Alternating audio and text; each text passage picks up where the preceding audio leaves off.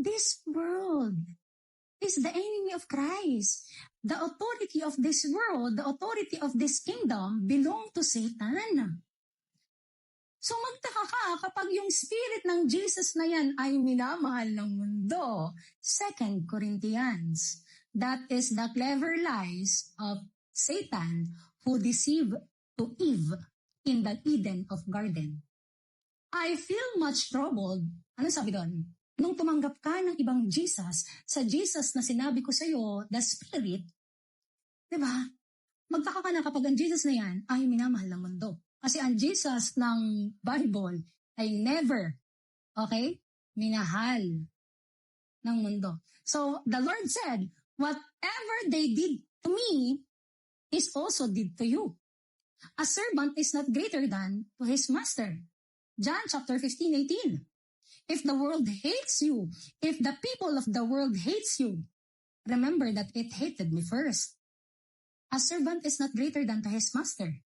Whatever they did to me, it is also did to you.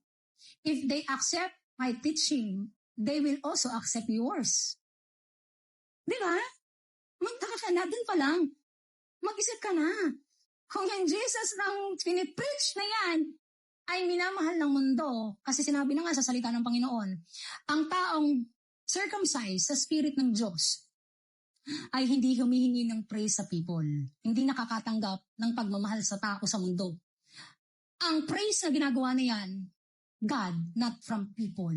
So, ang lahat ng tao na minamahal ng kapwa-tao nila sa pagpipreach ng Bible, 101% deception. Kasi ang Jesus na ipipreach mo sa kagustuhan ng way ng Panginoon, hindi yan mamahalin ng makamundong tao.